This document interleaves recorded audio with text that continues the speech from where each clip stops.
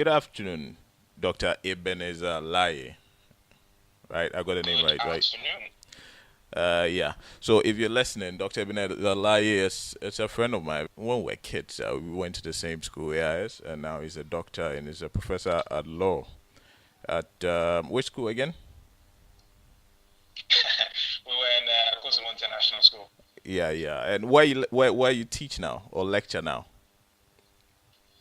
So I lecture law at the University of Northampton. Okay, and that's in the UK.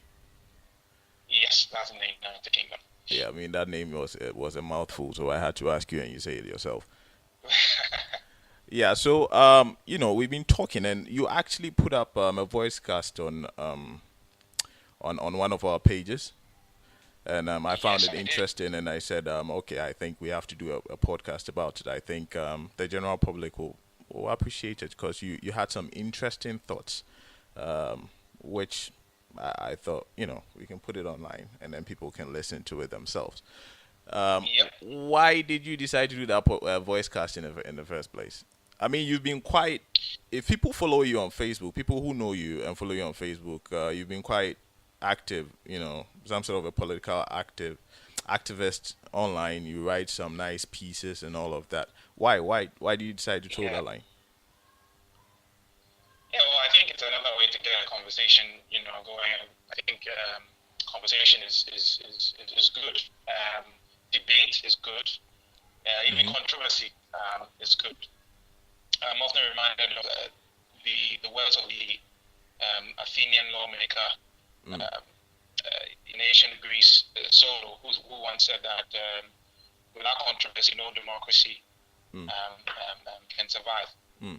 So I think doing the voice cast was or is another way of getting people talking about the issues that affect Ghanaians in ordinary life. Mm. Additionally, I think it's a way of informing people, Yeah. and we are obviously in this age of information where we're getting fed with facts from all sides, Mm. um, and so I think it's also a good way to start a debate, inform people, educate people about different issues that are going on. Well, So yeah, yeah, that's true. Now, you said it's good to be controversial. Are you an Achim? Because you're Gan, right? yeah, Omega. Achim, leave that to us, True, man. can you We be? we are the confusing people, so leave that to us. Anyways, you see this whole thing about the voice cast you put there was basically about the just ended elections, right? And we Yeah, have a new administration now, or we don't. Yeah, yeah, in January we are going to have a new administration, and you are trying to point yeah, out certain realizations, if I may, which you don't think they are aware of now. And when they take office, yeah, that is when they are actually going to be aware of those things, and it's going to be some sort of an obstacle for them to achieve the things they said they were going to achieve. Can you elaborate on that? yeah. So basically, I mean, the angle that I was coming at this from is that throughout history, whether in Ghana or in the United Kingdom or in the United States, Mm. wherever you have a democracy, Yeah. what usually happens when an administration takes over, Mm. having come from the opposition benches, Mm. what happens is that they have a "what have I gotten myself into" moment, quote unquote, That was a and funny that's one when you said it. that is the moment when they get to learn things about the country. So either the state of the economy or secrets within foreign policy or foreign affairs, Mm. which causes them to rethink everything that, or most of the things that they are promised in their campaign.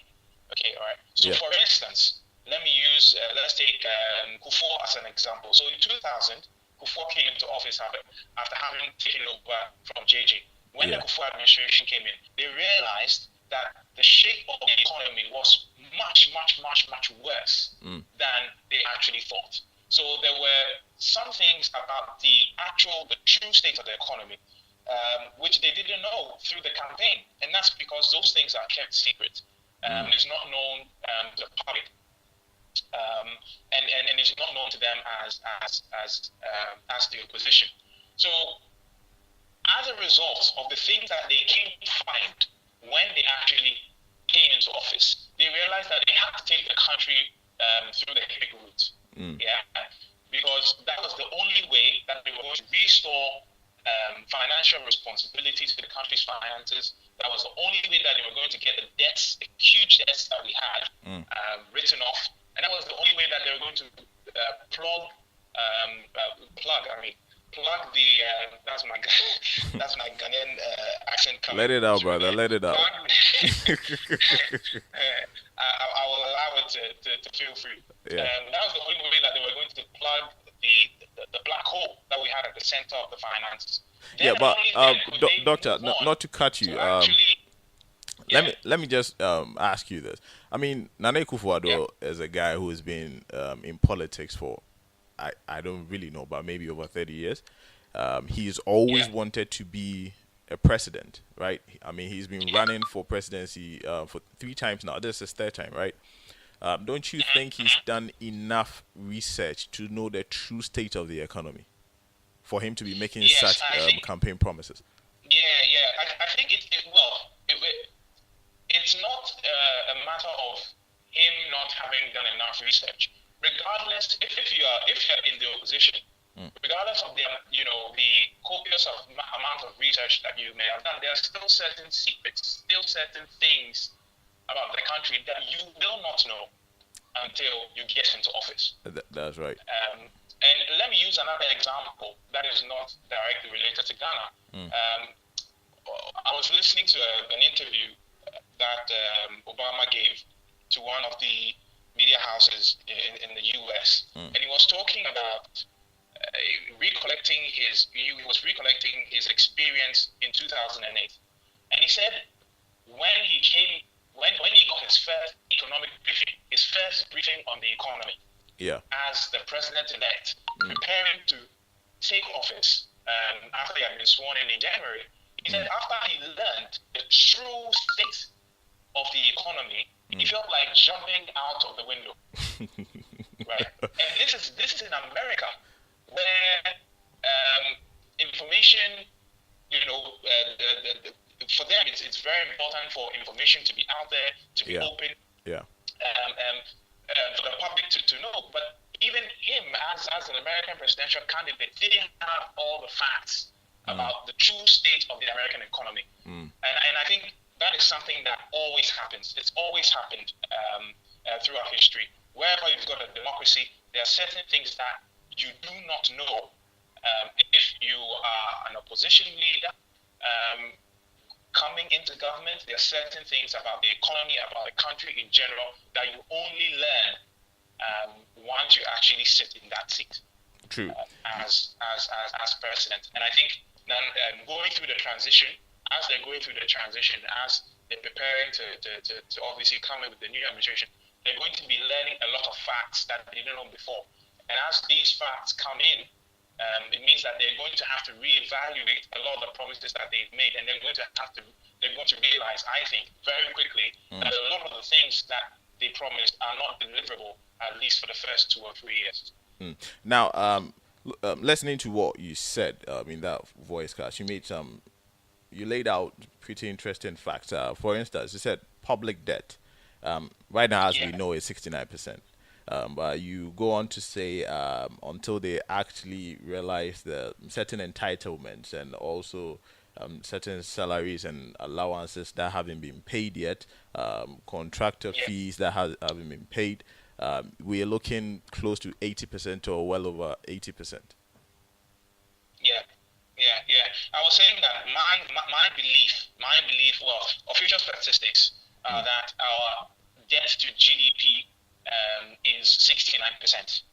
I, however, think that when you factor in not just our national sovereign debt, right, but when you add to that our domestic debt, right, and you add to that entitlements, so the contractors who haven't been paid, the allowances that are yet to be paid by the government, the salary arrears that there are in different sectors of the civil service, and even add to that the allowances that have to be paid to Ghanaian students, for instance, living abroad and studying abroad, etc. When the arrears that have to be paid to diplomatic services, etc. When you factor all this in, I believe that our total debt to GDP is somewhere north of 76, 77%. I would say up to probably 80% when you put all that together. And that's an astronomical figure, I think. So there is clearly a huge black hole in the center of our national finances. And I think the greatest challenge for the Akufo-Addo administration would be how they address that. Because if they don't address that, they will not be able to deliver on the promises that they have made. I think the first thing to do would be to address that issue of debt that's crippling our economy. Then you have the basis, the ground upon which to deliver all these promises. So, for instance, the one district, one factory, one village, one dam, the $1 million to each district. I don't think those are deliverable. Within the first 2 to 3 years, at least. But say maybe within the 4 years, something can actually be done. Well, it depends. It depends on how fast they move. I think they're going to have to move very quickly. I think they're going to have to make some spending cuts, right? So we have to actually start balancing the budgets that we have. We have to begin to work towards that. So that means doing two things at the same time. So number one, you've got to increase your revenue.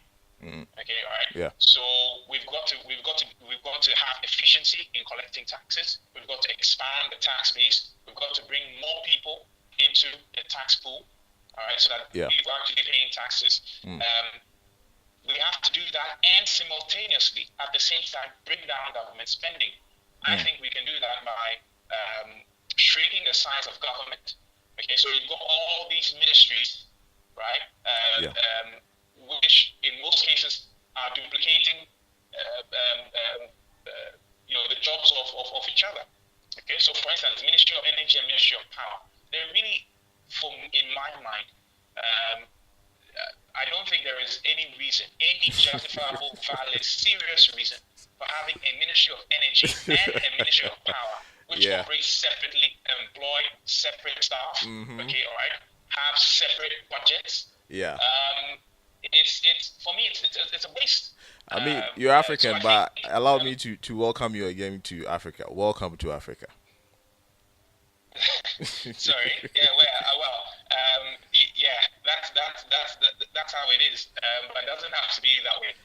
It doesn't. I always believe that Africa can change, and once we start doing some of these things, taking common sense steps, to merge some of these ministries, what we're going to do is that we're going to be cutting costs, because government is too expensive in Ghana. It's just too expensive.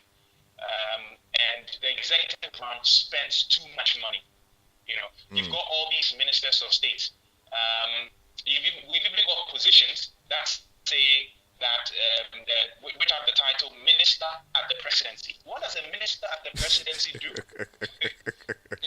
It's ridiculous when you think about sort of the job for the boys mentality and the waste and abuse that we have in our system. We have, I think, we have no less than two ministers of presidency. Two ministers at the presidency. What are they doing there? They don't do anything. So we need to get rid of all of these positions. Okay, to save money, we need to get rid of all those names on our payroll system. Yeah. Okay, shrink the size of government. Government works best. I think it was Abraham Lincoln who said that government works best when government is lean, when government is smallest, right?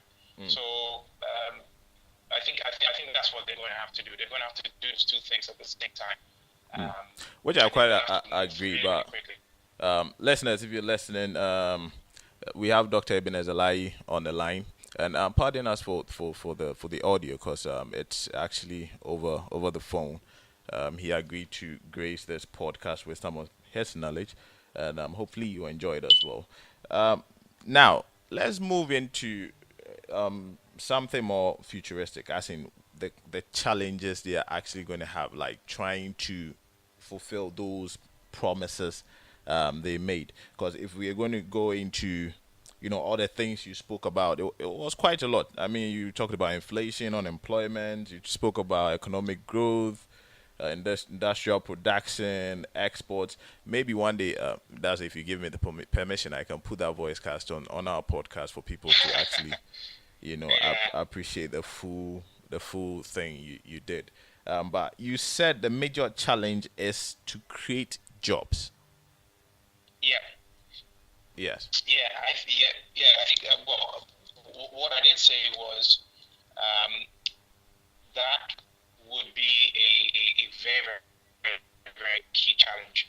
And I think that they are going to have to undertake some protectionist policies to try and boost up industrial productivity and industrial growth.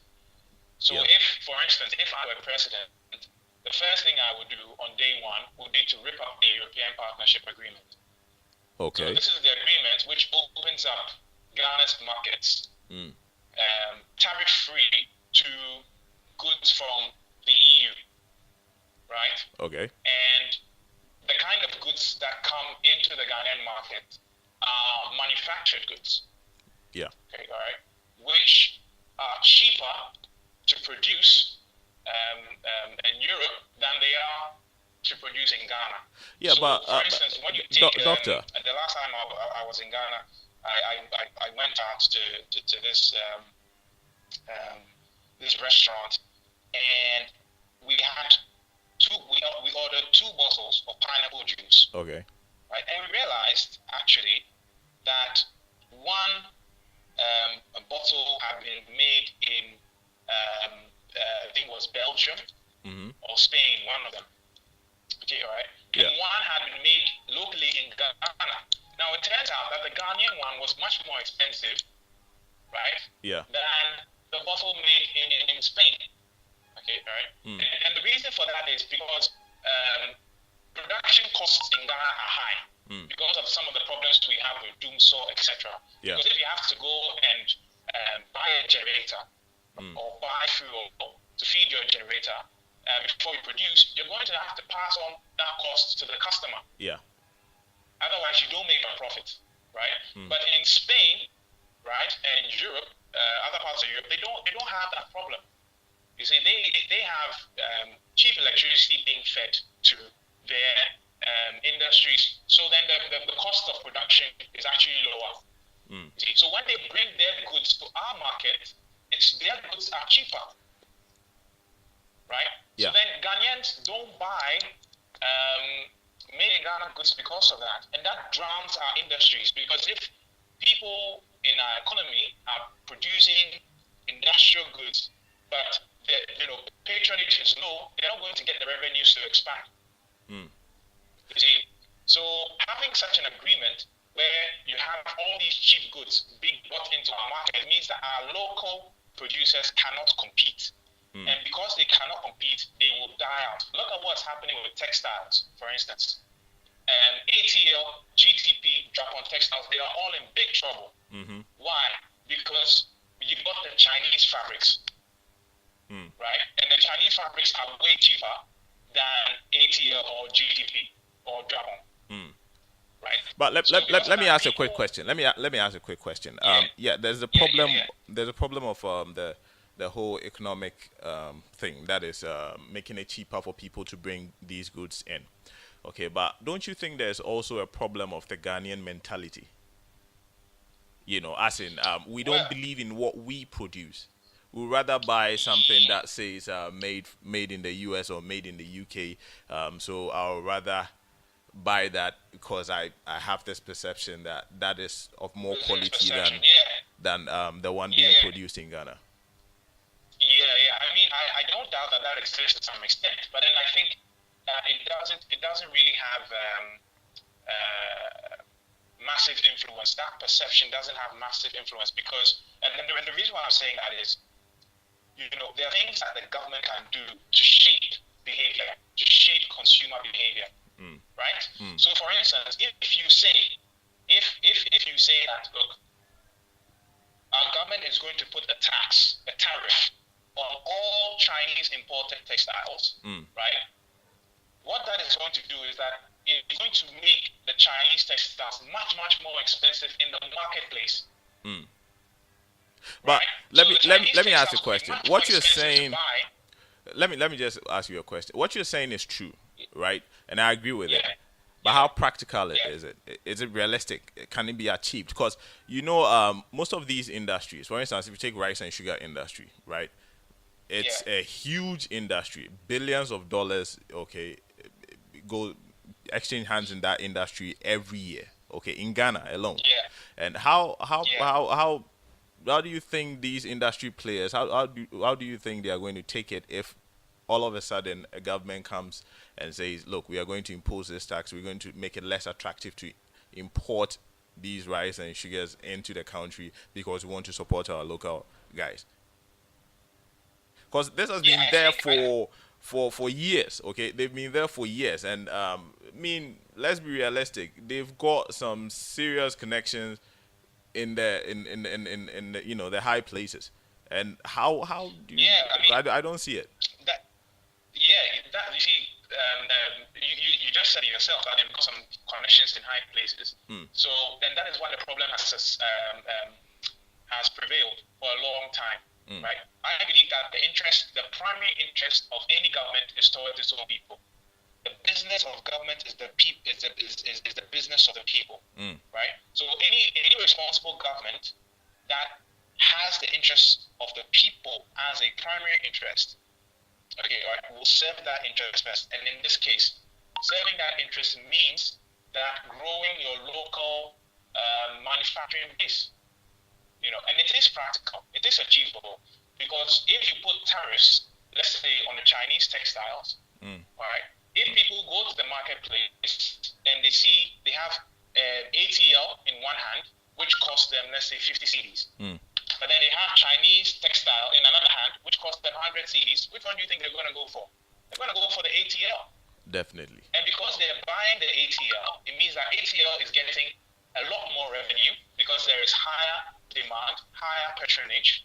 And as a result of that revenue, ATL can invest more in its operations. It can expand its operations, meaning that ATL can hire more people, and those people that it hires, because they are working, will pay taxes. And where do the taxes go? It goes to the government. And what can the government do with those taxes? The government can pay down our debt and invest in public services like energy and water and infrastructure to even facilitate the creation of more wealth and to grow the economy even more.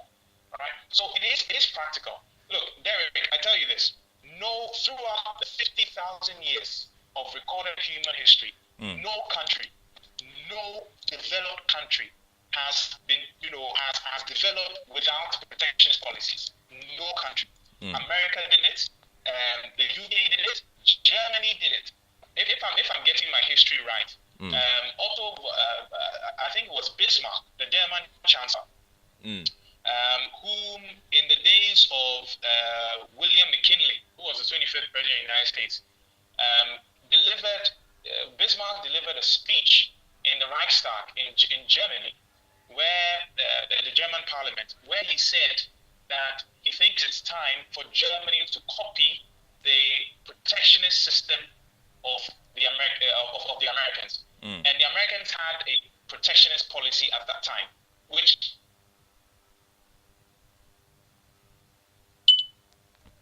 more expensive. And that's how America was able to develop its manufacturing base. And after the Germans implemented that policy, they became a strong economy in the decades preceding World War I, to the extent that they were even rocking shoulders with the British. All right. Yeah. So even now, even as I'm speaking to you now, do you know how many protectionist policies America has implemented since the crash in 2008? Take a guess. I don't know, man. Go ahead. 800. 800. Wow. 800. Yeah, 800 protectionist policies are currently in operation in America. So what they do, what I mean specifically by that is they've created a tariff system, right, where they are placing they are taxing foreign goods of, from manufactured products to fruits and vegetables. Okay, right, coming from outside, so that local American produce and local American manufacturing will be much more appealing to Americans in the marketplace. Okay, all right. So they are doing it. The EU itself has protectionist policies to help grow local industries in Europe. Okay, but of course they don't want us to do it because they want our markets to be open to them. Yeah, So but that their I companies mean, can keep making money off us. yeah, doctor. Look, America, they do that because they can actually do it. Ghana, I don't think we can do it because we are not in the position to do that. How strong are we to pull this off? I think we're very, very strong. You know why we're very strong? We're very strong Explain. because of ECOWAS, right? So I'm saying ECOWAS because with ECOWAS we have, the opportunity to take advantage of the markets in just within our geographical area, neighboring countries, Nigeria, okay, right, Togo, Benin, Ivory Coast, Burkina Faso. These are all markets that are already there, and we should be focusing on taking advantage, right, and working hard to open up these markets even further to Ghanaian manufacturing. Okay, right. Why not take advantage of that? It's within our, it's just within the neck of, our neck of the woods. Yeah. And we can do it. We can do it. We shouldn't do. To be honest with you, we shouldn't be trading. I don't think we should be trading so much. Or let me rephrase that. The focus of our trade policy shouldn't be with the EU, America, the UK, etc. We can trade with these blocs and these countries, fine, but it has to be on a minimal scale. Our trade focus, our main trade policy should be with our West African partners. I think that Ghana has a strategic position within West Africa, and I think that we can exploit that. We can take advantage of that to open up all of these markets to Ghanaian manufacturing. I don't see why we're not doing that. True. Anyways, I agree with that, but I'm a bit skeptical about its implementation. Yeah, you're skeptical. Yeah, it takes leadership. You see, the thing is, it takes leadership because in all these countries, Derek, I tell you, in all these countries, until a certain leader, until a certain president like William McKinley or Bismarck, did it, no one thought that it could be done. Right? No one thought that it could be done. So it takes leadership. And as a country, if you're serious about being a leading country, if you're thinking about building a robust economy, you have to protect your core capabilities, right? So there is something there, and what I mean by core capabilities is there is something that every country does well. Yeah. So, for instance, the Germans are well known for their manufacturing of cars. Yeah. Right. That is why when you go to Germany, okay, yeah, they have a protectionist policy in place against cars that are coming in from outside. And Europe itself has a protectionist policy against cars that are coming in from outside. That's why German manufacturing is where it is. Ghana, what are we known for? We're known for cocoa. Yeah. Right? We're known for cocoa. We're known for cocoa processing. And that's what we should be focusing on. We're also known for textiles, in terms of it being part of our core capabilities. That's another thing that we should be focusing on. And we need to put protectionist policies in place. If you don't protect your core capabilities, they are not going to grow. They are not going to grow, because if you allow foreign goods to be dumped into your market, right, and especially the foreign goods are cheaper, of course, your goods are not going to be able to compete. Because if I go to the market and I want to buy textiles, and they say, ATL costs 1,000 Ghana cedis, but China costs 500 Ghana cedis. Why should I go for ATL? I'm thinking about my pocket, So, the whole purpose of government is to shape behavior, and we can do that with I think these protectionist policies. And I think this is what the NPP are going to have to do if they're serious about creating jobs. Because you can't have a good job growth economy without manufacturing. It's just not possible. You need manufacturing. So That yeah, that is right. Now, let's move away a bit from the whole economic policies thing, because I think yeah, any serious government will do what it's necessary to, grow the economy. Now, let's come to the ordinary Ghanaian, because we are also part of the government, and we have our quota to contribute. I think, okay, I stand to be corrected, but I think yeah. the Ghanaian doesn't have an identity. Doesn't have an identity. Yes. Now, Okay, okay. for any group of people or any country to grow, the people need to Yeah, believe in themselves. Okay, they should have an identity, and they they value that identity, and they want to be identified with that culture or yeah. whatever you call it. I don't see that in us as Ghanaians. You live abroad, so maybe you can tell me, when you see a Ghanaian, what tells you this is a Ghanaian? Do you think we have an identity? Do you think we believe in ourselves as Ghanaians to do something? I mean, an example is, um, when I watch movies, because I haven't been to the US, but when I watch movies, okay, Yeah, every speech they make, okay, is God bless America, okay. They believe so much in the flag. I mean, so much. this guy who didn't stand up for the flag, the national anthem, Yeah, I Kaepernick think or it's whatever.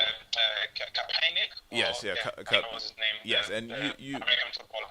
exactly. And on social media, Yeah, you saw what people did. People were so passionate about it, said all sort of yeah, things. That shows you how much people believe in the name USA, United States of America, and yeah, what they will do to yeah, protect United States of America, and make their people great, the whole nation great. I don't see that in Ghanaians. Okay, and we as a yeah, people, we contribute to the success of our nation. And if we don't believe in ourselves and we don't even have an identity, like I said, I stand to be corrected.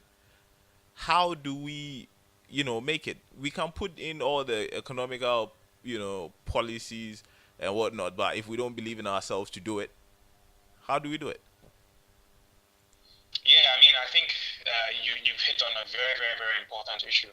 Mm, Without self belief mm, and without a certain dogged um, mindset, mm.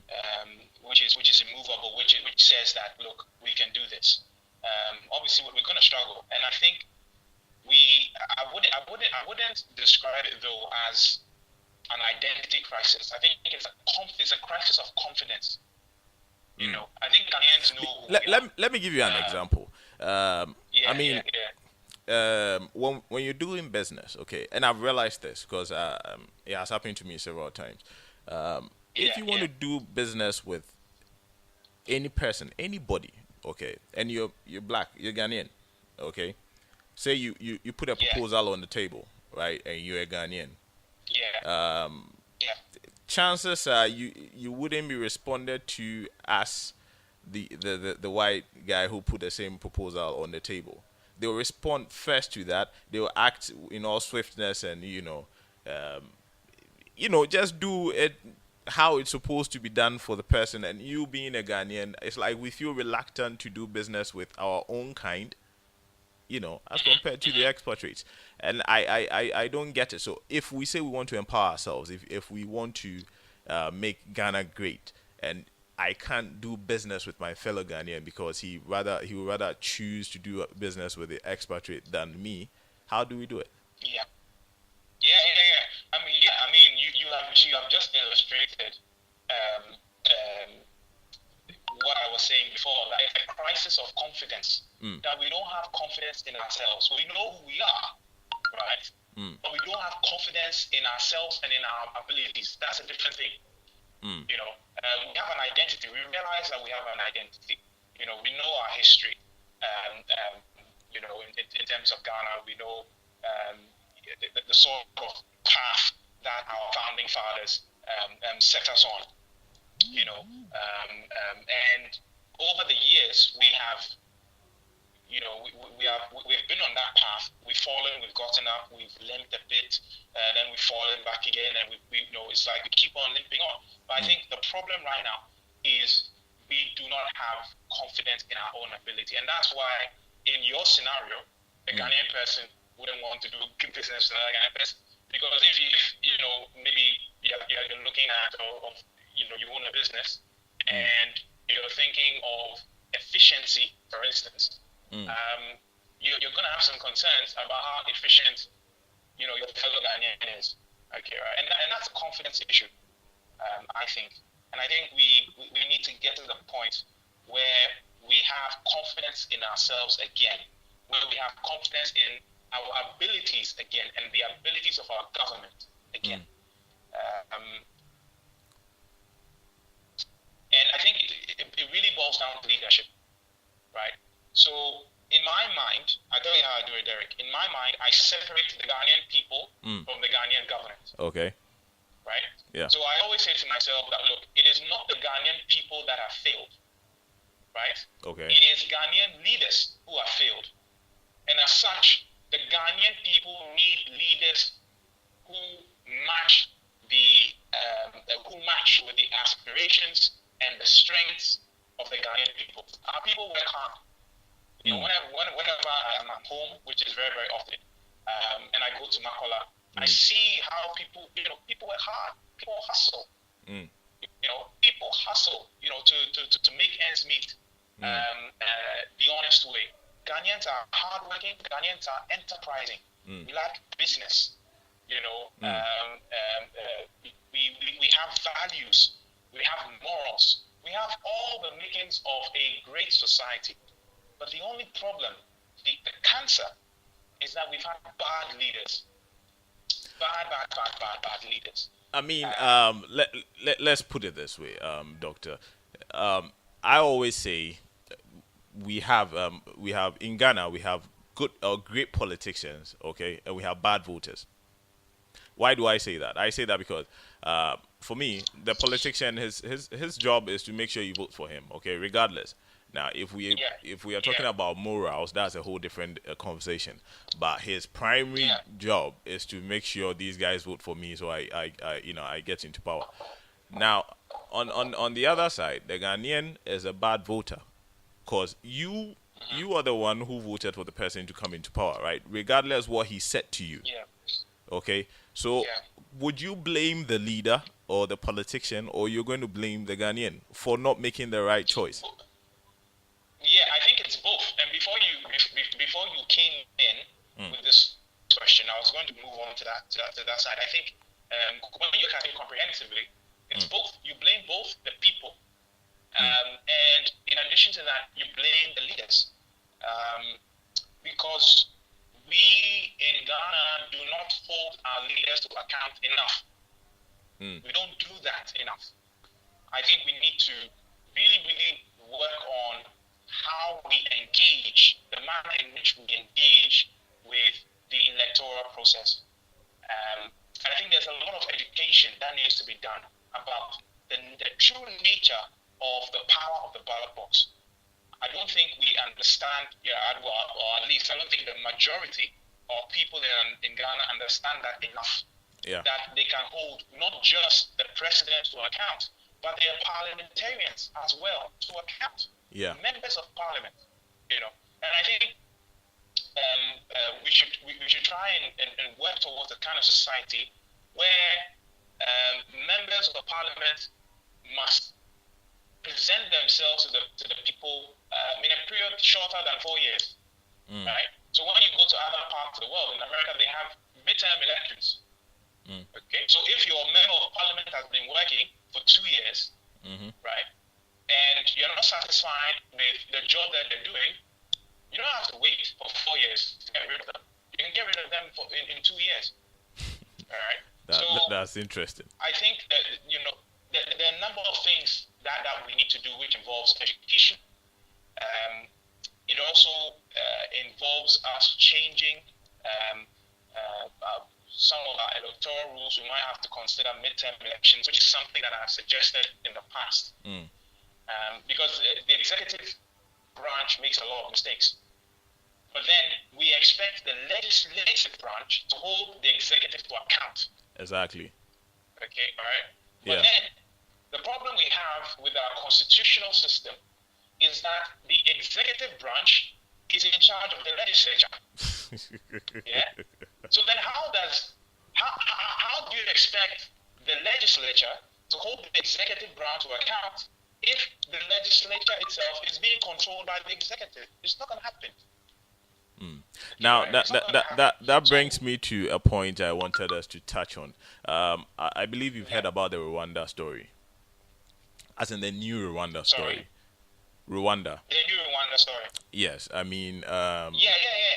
Exactly. Now, Bernard Avle of City FM interviewed one gentleman. I can't put a finger on the name, but basically, what he said was when they hashed that idea to make Rwanda, what it is now, the first thing they did was to look at the constitution, okay, because the constitution is the foundation of the nation.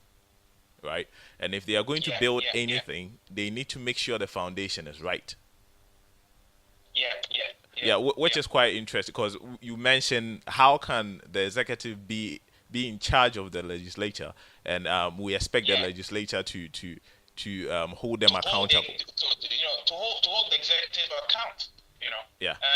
For me, it doesn't work. So I think we need to change the way our constitution is. I think for us in Ghana, the executive branch holds too much power. The presidency is too powerful, and I think we need to address that. We need to shift certain powers into the legislative branch. For example, the power of the purse has to be held by the legislative branch. So they need to have the power for appropriations, etc. And they need to be able to vote on some of these things to control government spending, right? So, for instance, in 2012, right, the executive branch overspent its budgetary allocation by 100%. Okay. And I'm asking, how do you get away with that? And Parliament couldn't do anything about it. Yep. Parliament couldn't do anything. Whereas if the executive had to come back to Parliament and say, look, we need more money, can you take a vote, authorize us to get X amount of money, then they would have to explain why. Yeah. They would have to explain why. In addition to that, they would also have to take a vote on it and have a debate and then take a vote, which is a much better way of doing it. Because if they had done it in that way, with Ghanaians obviously being made privy to that debate, listening to the reasons why they want, they needed the money, etc. I don't think they would have got it, and that would have saved taxpayers some money.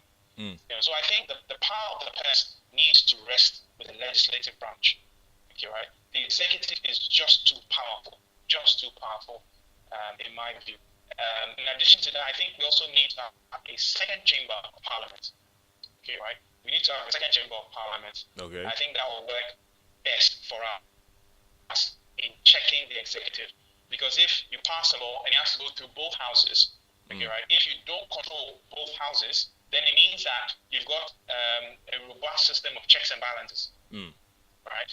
And I think checks and balances are very, very important. If you have checks and balances, then there is every likelihood that the government or the executive branch will not overreach. Isn't that making the system too cumbersome? Well, you can have gridlock, right? But gridlock is not necessarily bad. Gridlock can be good, right? Because if the government, for instance, let's say wants to pass a law to increase its spending, and you have gridlock, okay, right? That's good, because then it means that we don't have too much of the borrowing and the spending, that always sets our economy back. Mm. You see, and that teaches the executive branch as well that when you got a budgetary allocation, you spend it wisely. Because if you overspend, you might not get more funds if you've got a different party controlling the other house of parliament. So checks and balances are necessary. It creates a bit of chaos, but chaos isn't always bad. Okay, organized chaos is good. All right, organized chaos is good because organized chaos has the tendency to stop certain actions, stop certain things from progressing ahead, which could even cause damage going forward. Okay, right? Yeah. So chaos is not always bad. Organized chaos is good. Yeah. Anyways, listeners, that's why I think we need to have. Yeah. Listeners, we haven't forgotten about you. If you're still listening or you just joined us, it's Dr. Ebenezer Laryea, sharing some interesting thoughts about what he thinks about our current state of the nation and what we need to do to salvage the situation. Now, Doctor, we can go on and on and on and on. There's a lot to talk about. But for the benefit of our listeners, let me just ask you, online. Yeah.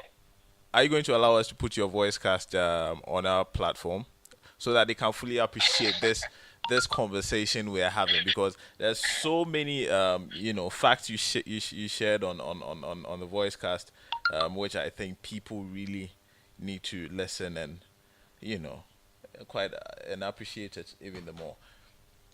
Yeah. I think of course. I mean, why not? I think we need to have a national discussion about where our country is going, where we would like our country to go, and I think doing things like this obviously educates people. Thomas, I'm always reminded of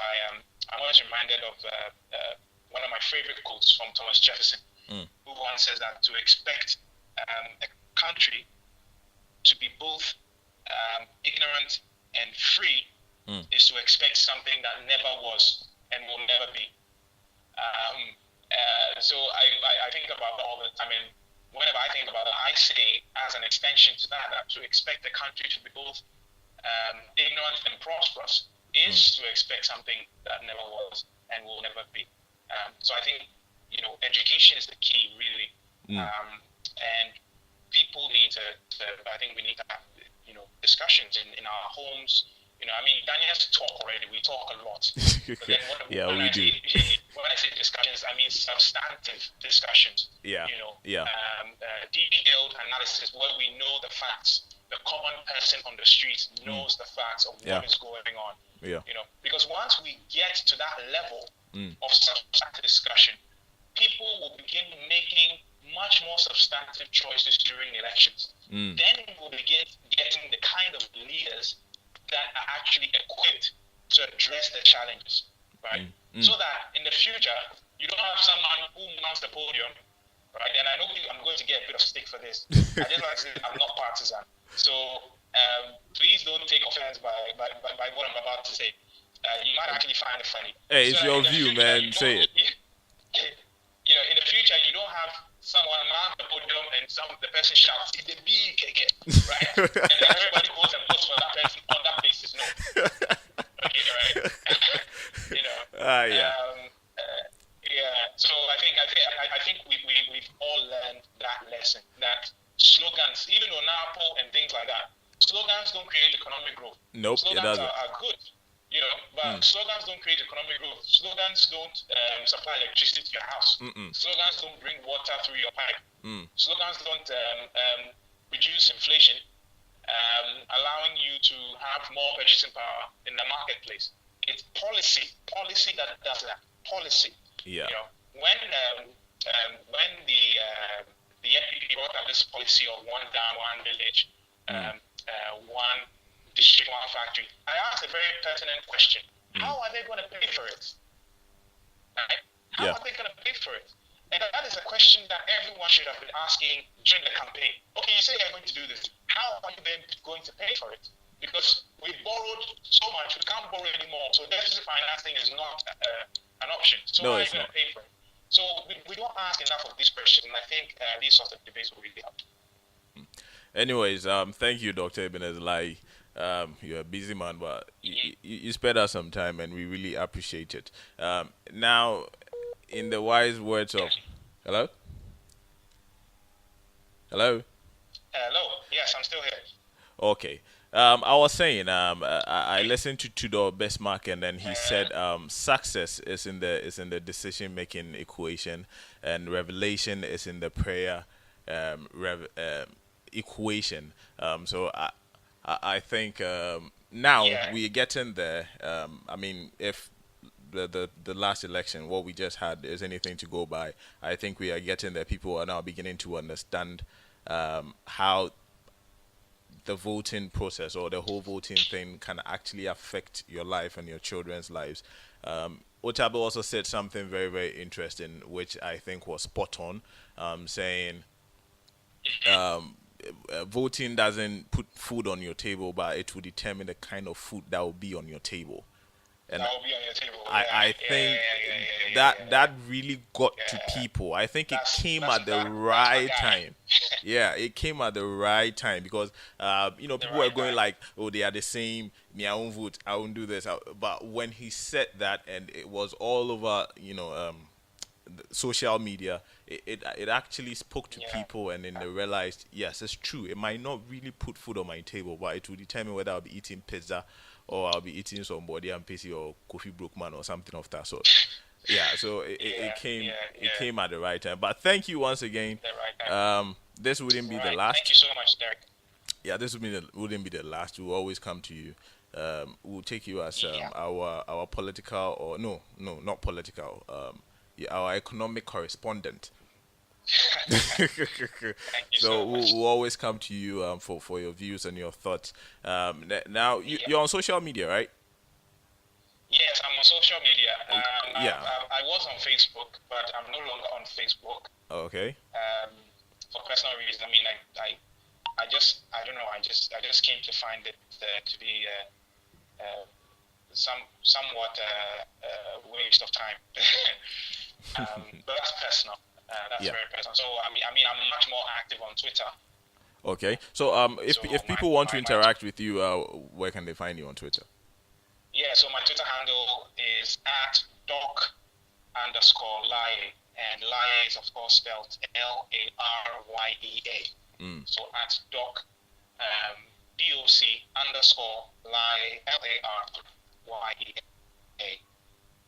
I'm also on Instagram. I think I'm on Instagram as Ghana's son. Yeah. So you can find me on Instagram as well.